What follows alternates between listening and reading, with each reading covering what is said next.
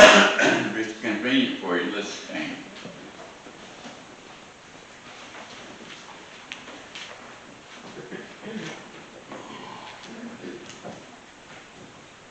Oh, worship the King, all glorious above, and gratefully sing His wonderful love. Our shield and defender, the Ancient of Days, pavilion in splendor and girded with praise. The bountiful care, what tongue can recite? It breathes in the air, it shines in the light, it streams from the hills, it descends to the plain, and sweetly distills in the dew and the rain. Frail children of dust and feeble as frail, in Thee will we trust, nor find Thee to fail. Thy mercies how tender, how firm to the end, our Maker, Defender, Redeemer, and Friend.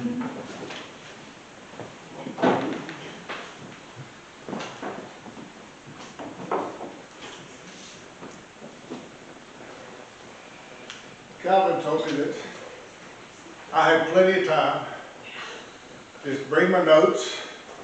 So I did. And I thought we'd start at the front, kind of go to the end.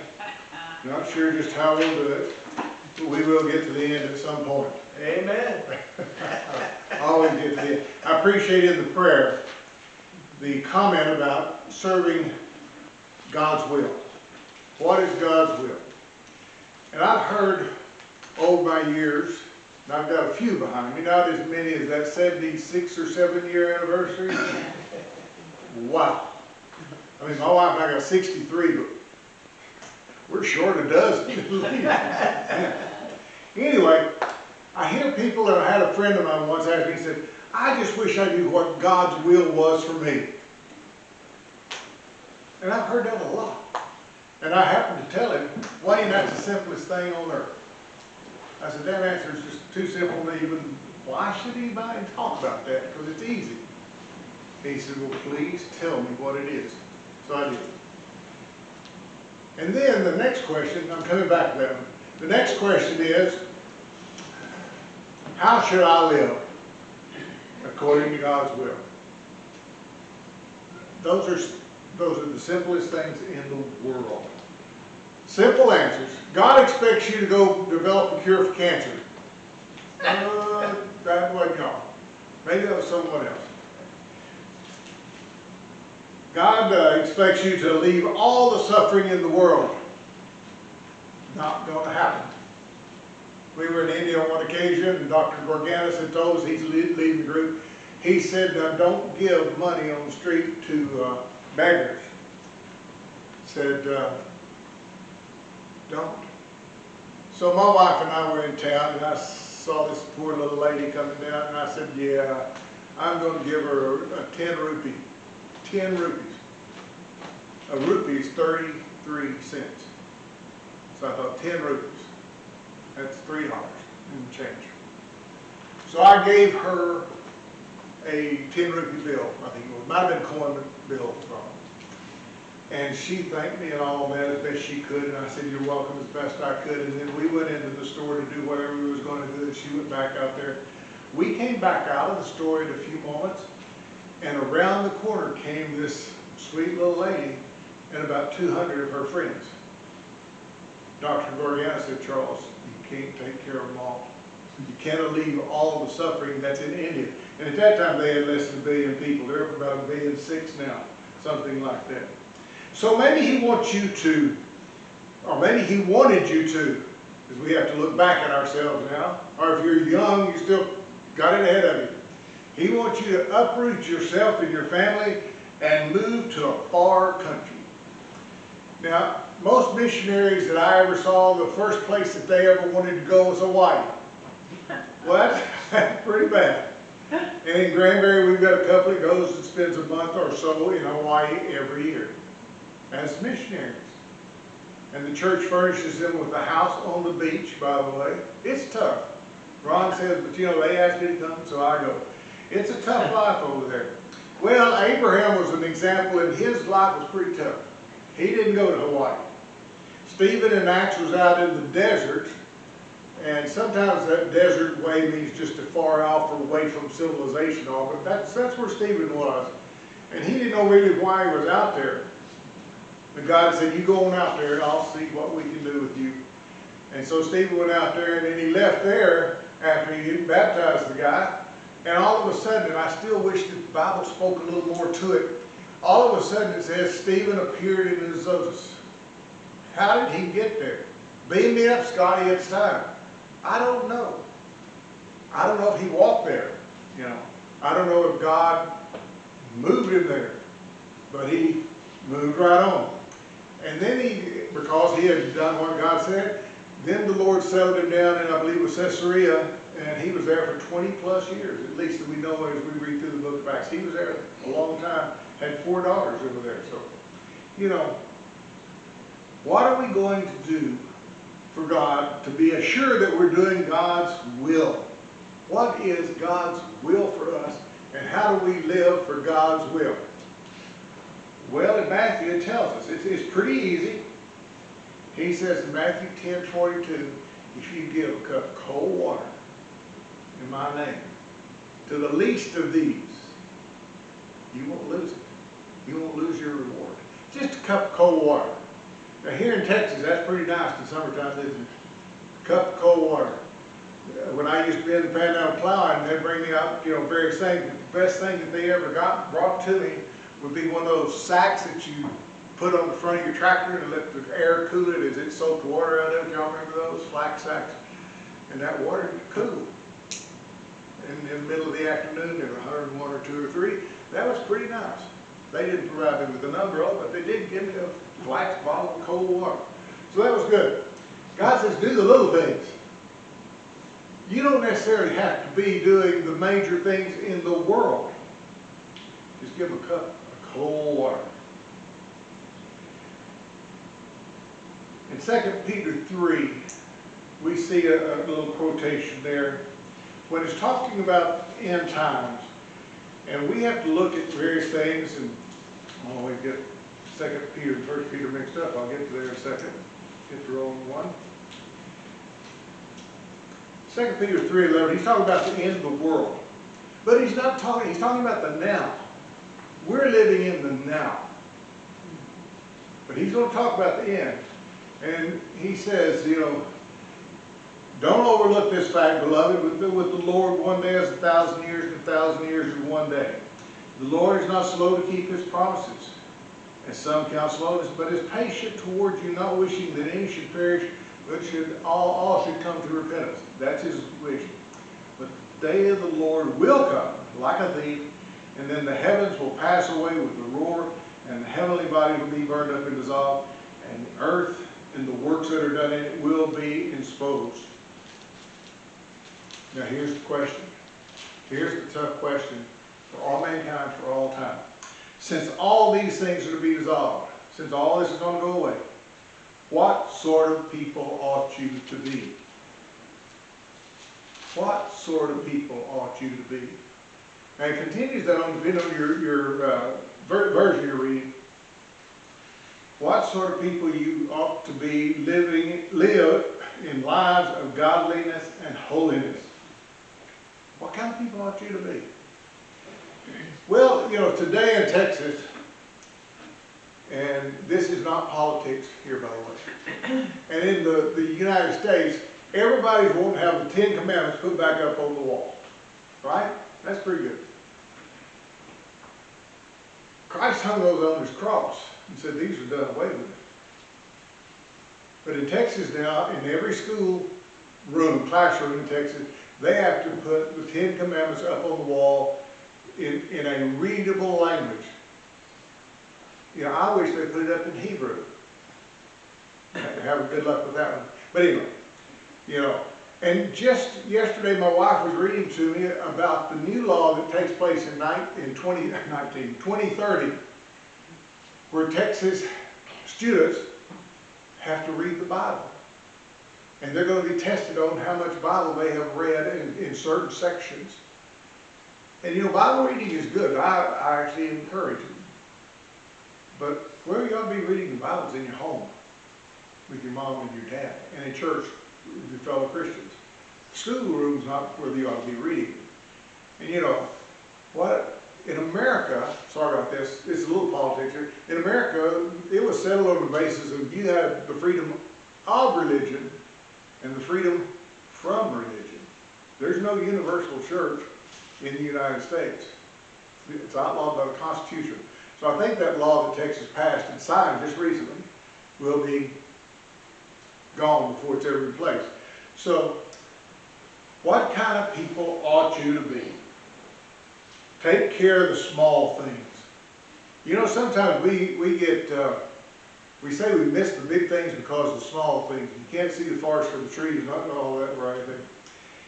In today's world, I've noticed that the small things have gone away. We were getting rid of, and people said, well, we're too politically correct. I'm sorry, I think we were too nice to correct. I like niceness, don't you? I'd much rather, well, I'll come to that in a minute. And I don't know when this started. I can give you several points of start, but I don't know when. But the world started talking hate, anger, dislike, prejudice. It's all been talked for the last 20, 30, 40 years. It was all there. I mean, you and I know that. It's all been there. I go back to the area where you had separate restrooms and separate water facilities and all that. Some of you do as well. You've seen those signs. But now we're going to just hate you because you're not like me. Well, none of us are like me. Thank goodness. You know, what should be our response to this? And here's what I would like to see on the walls of classrooms throughout the state of Texas. And in your living room, and in your teaching of your children, grandchildren, great-grandchildren, whatever numbers they are. And I know that some of y'all can repeat this. Who wants to tell me what the fruit of the Spirit is? Take it away. Love, joy, peace, patience, goodness, gentleness, kindness, and faithfulness. Self-control. Against which there's no law. There's no law against that anywhere in the world. But the fruit of the Spirit is love, joy. How much joy do you see in some of these people's lives when they're talking about how much they hate those other people? You don't see joy. You know, some people, if they got a little bit of joy, they'd probably fall over and die. Forbearance is the NIV word that uses patience. Instead of patience, it's forbearance. You know, I'm not a good patient person. I was a school teacher for 14 plus years at 2 different times because I love teaching and I love kids. Found out I didn't like them together. Sorry about it. How many of y'all were teachers at one time or another? There we go, we got some hands. Yeah. My buddy that I started teaching with in 1967, we were teaching and coaching together at Brazos. And Jack Hale ended up at White Oak, and he had 54 years of service. And the school district told him, as did Texas Teacher Retirement, you need to retire because you'd make more money. And he retired when he was at the 50 mark, so he did retire. And then the school district called him back, and he served 4 more years as superintendent, assistant superintendent, consultant to the various things there. And so he served 54 plus years. My aunt taught a bunch of years. I don't think she made 50, but she got real close to that. Patience. Patience with your husband, your wife, your kids, your grandkids. Oh, the grandkids. Can you have patience with them? My daughters say, where were you when we were doing this? I'm not very patient with my grandkids. That's the problem. It says, since we live by the Spirit, let us keep in step with the Spirit. Let us not become conceited, provoking, and envying one another. That's Galatians 5:22 and all. You know that. Thank you for reciting it for me. You know, there's no law against being nice. And most people like that. I was in Sam's the other day, coming out in my little scooter. You ride those in Sam's or Walmart or anywhere? Well, if you're as old as I am, which some of you are, don't ever walk again in Sam's or Walmart. Get them little scooters, man, they're great. You may have to take a driver's test for it, but it's okay. You'll maybe give it. But I came out, and I was there, and my wife was behind me. She walked. And I said, okay, you sit on this car because we still have stuff. I said, I'll go get the car, which is just a ways over there, the handicap slot. I said, I'll go get the car, come back, and we'll put the stuff in it. So I'm way over there with my little cane, which you see there. I've got a bunch of those. So I have a different one, I carry it. And I'm walking, and this lady comes up, and she had some sort of t-shirt on for a camp or something. And she said, sir, I saw you park your cart over there. Can I help you in some way to get your groceries from there to your car? Now, wasn't that sweet? There's no law against that. Have you ever said no to something like that? I told her, I said, thank you very much, but my car's right there. I'm going to drive it over and get that. And I said, I have to go back there because my wife is there. And I got to pick her up too. So, you know, there's just nothing wrong with kindness. People are kind to you. We like people who are kind. The second passage I want to bring out is Colossians 3:12 through 17. I'm going to read this one and talk about it a little bit. And I'm not going to go over everything, but here's what we need to be doing. This is where we're told how to live in God's will. That's why it's in the book. And he starts out with, this is holy ground. Oh, wait a minute, that's not the passage. Wait a minute. You know, I love those songs. I got to talk about this a second. This is holy ground. Do you know that? This is holy ground. Because God is in me, He is in you, and wherever you are and wherever I am is holy ground. Because God is in us. You got to remember that sometimes when you're out there ready to get mad about something, that lady that cut you off in traffic, or sitting there texting messages when she should be driving, or whatever, not turning your button on. Therefore, as God's chosen people, holy and dearly loved, clothe yourself with compassion, kindness, humility, gentleness, and patience.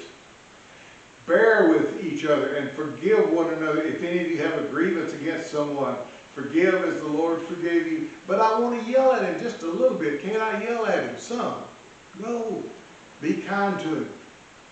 What's good about being kind to people like that?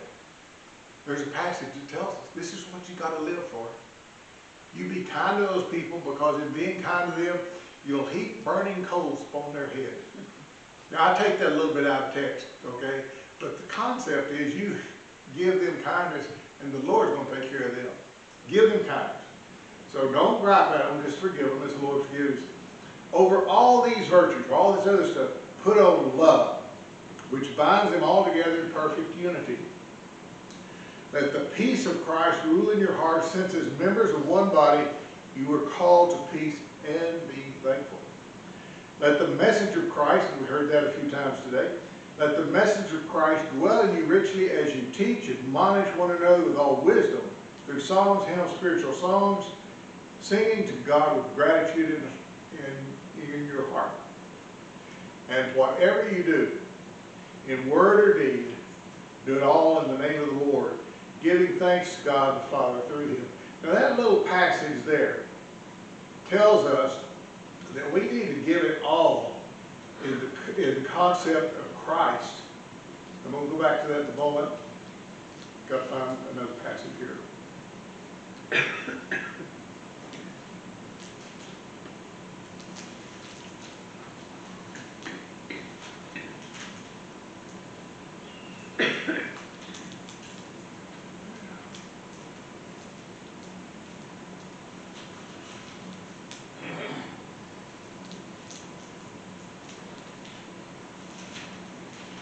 Pardon me just one second. I didn't write this passage down. I should have. Okay. I wrote down 20 and 20. Matthew 22. We'll be there in a minute. Whatever you do in word or deed, do it all in the name of the Lord. When people know you're a Christian, they're watching you. They're watching you. How's he going to react to that? You can't be a Christian and start yelling at people. It's just not there. Now you can yell at your kids. How many of you, when you had kids in the back seat of your car coming to church, and they got to cutting up, little kids do that, and you reached over the seat and you start swatting, stop that right now. And then you park the car. I see you smile. You park the car and you get out and somebody comes up and says, how are y'all doing? Oh, just fine, brother, just fine. You've been arguing with your wife, you've been beating your kids. I'm just fine, nothing in the world wrong with me. Oh my goodness. Do all in the name of the Lord. You don't do this because of Jesus. People are watching you. They're going to look around and see you. What kind of clothes do you have on? What are you doing? You know, I try to tell my granddaughters, and they're teenagers. Well, one of them's past that, she's 21 now. But the other one's a junior in high school. Watch how you dress, dear. She's a cute little girl. I say, you know, you're a Christian. You got to watch that. Be careful with that. Now, I want to go back to the top of this. Now, therefore, as God's chosen people, holy and dearly loved, clothe yourself with compassion, kindness, humility, gentleness, and patience. Clothe yourself. Where do we hear that in other places? Kind of throw me a text where it talks about clothing yourself. Armor, put your armor on. Put your armor on. Put on the armor of God, and list those through. Clothe yourself with Jesus Christ. Put on Christ. Galatians and some other passages talk about it. Galatians 3 and some other.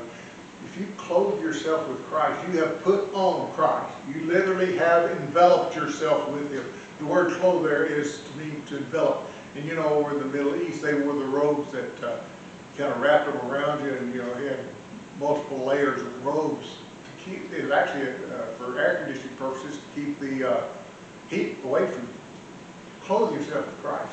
Put Him on. Put Him on. I love the wedding banquet in 22 of Matthew. I was going to the wrong chapter there. The wedding feast. You know the story. Who knows the story of the wedding feast? Give me a quick version of it. Come on, don't be bashful. Ladies or men, I'll take either one. Now you talk to us, ladies, in your classes. The wedding feast. Master gave a wedding feast. He said, go get them and bring them in. The ones that were invited didn't come. And there's 2 or 3 different versions of this, but same story. Didn't come. He said, okay, you go out in highways and byways and you compel people to come in. You make them come in. And so his servants went out and compelled them to come in. And then finally, when all is there and everybody is in and all, and there's a big hubbub going on, and it's a good thing, the king walks in. And what's the first thing he does? Find someone who has no wedding garment on. He points him out and said, him, get him out of here. Get him out. Wait a minute. These are poor people. He said he doesn't have the right clothes on. He's a poor man. You compelled him to come in. Lord, you brought me off the street corner. I didn't have time to go home and change clothes. Oh, I don't have any clothes at home to change into. The deal was, the king provided the clothes. The man rejected the king's clothing. What present would a street person give to the king at the wedding? He didn't have anything to give to the king. The king gave presents. You read through the history of the text even, it talks about he gave stuff to people. He provided the clothes for them to wear at the wedding, and this man rejected it. And he said, take him and throw him out, where there will be weeping and wailing and gnashing of teeth. Wow. Clothe yourself with these things. Remember those passion, compassion, kindness, humility, gentleness, patience. Clothe yourself with these things. Compassion. How many of you ladies have ever gotten to take care of your mother-in-law while she was sick and old and to the death? Any of y'all do that? You don't really have to raise your hand. When I was working for Garland Road over in Dallas a number of years, I met two ladies, Lily Hall and Lois Ridgway.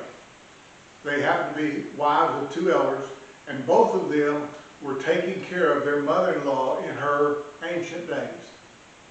And so I saw that many times, both in their homes and in the hospital. And the mother-in-law, as far as I know, never came to church in either case. But of course, Lily and Lois stayed and worked those. So one day I was in class and I was talking about, being sick, and we need some compassion, people to take care of me. I said, by the way, don't call Bell. When I get sick and I'm hurting and need compassion and care, go get Lois or Lily. Because I'd seen the compassion that they had. I don't have that kind of compassion. Thank you, ladies, for having it. That's why when we get talking about benevolence, we need ladies talking about that, because ladies are more compassionate than men are. Not all men, but most of us. We say, get a job, you get to work out there. No, it's, a little compassion doesn't hurt out there. So, find that Lily and Lois and see if they'll come help you with your mother-in-law. I love them. They both of those ladies lived with them until their death, and it was quite a number of years in the mix there. All right, the last passage we're going to talk about is Philippians 4:4-9. It's the one you all love. It's the one I love. And this is, again, I'm keeping it simple, because this is all you have to do, live your lives according to God's will. Rejoice in the Lord always. I will say it again, rejoice. Let your gentleness be evident to all. The Lord is near. Do not be anxious about anything, but in every situation by prayer and petition with thanksgiving present your requests to God. And the peace of God, which transcends all understanding, will guard your hearts and your minds in Christ Jesus. Finally, brothers, I like this thing. Paul, when he starts quitting, he says finally. Now, in this page, he only goes on 2 more chapters. But he says finally, I think 2 or 3 times in Philippians. Finally, brothers and sisters, whatever is true, whatever is noble, whatever is right, whatever is pure, whatever is lovely, whatever is admirable, if anything is excellent or praiseworthy, think about such things. What are we supposed to be thinking about during our lives? Right here. Think about this. You just can't beat this. If it's true, if it's noble, if it's right, if it's pure, if it's lovely, if it's admirable, excellent, or praiseworthy, think about it. Do it. And in our world today, what are we seeing? Pretty much the opposite of that. Whatever you do, think about these things. And then he says, and he's writing to the Philippian brethren who have been a good church. He said, whatever you have learned or received or heard from me or seen in me, put it into practice. And the God of peace will be with you. Practice what I've done. He says this also to Timothy and to Titus. He said, you know me, you know my way of life, what I've done, what I've preached, what I've taught, what I've suffered, and he goes on. Do it. That's what we need to do. So what do we need to do? We respond to Christ by living for Him, by doing the simple things. Giving just a cup of cold water in the name of Jesus. And people will love you for it. And nowadays it's a bottle, it's not a cup. How many of y'all ever drank out of gourds? Any of you ever drink out of? We got one, we got 2 because I did. These have gourds. And I mentioned dippers one day and somebody said, oh, what's a dipper? Yeah, we got another dipper here. And sometimes when you say dipper, I got another dipper here, that's a whole different line of thought, isn't it? But we, not there. But yeah, a cup of cold water, just offer them something calm and peaceful and cool. Sometimes it's just a calm and peaceful attitude, or maybe it's a place just to sit and cool off. Those are good. So how do we live, how do we do God's will? What is God's will for us? Do the little things. God's will for us is to do the small things. All of the things I have mentioned in Galatians, Philippians, and Colossians, are things that are simple for us to do. And that's all you got to do to be in God's will. And you don't have to figure out, well, is he going to take me and put me over there in Caesarea Philippi? I don't know. You know, you might go there someday. I never thought that would happen to me. I was a school teacher and a coach. And this guy came up to me and he said, we need you to go on a mission trip. I said, well, I've never done that. Well, you need to. And within about 2 to 3 weeks, I was buying a ticket. I mentioned to somebody, I've never been on an airplane. I bought a ticket to fly around the world. And after 2 months, we got back home. And we had done things that I'd never done before. And from that point, I said, I'm going to go do whatever I can, wherever I can. So, what is God's will? Preach and teach and talk and live for Jesus. Anywhere you are, wherever you are, all the time. Now, we have an invitation song. We'll be delighted to pray with you or service whatever need you may have. We're going to have a song. Please come on down if we can help you out. Thank you. Make me a servant, Lord, make me like you, for you are a servant, make me one too. Make me a servant, do what you must do, to make me a servant, make me like you. Lord, make me a servant, Lord, make me like you, for you are a servant, make me one too. Make me a servant, do what you must do, to make me a servant.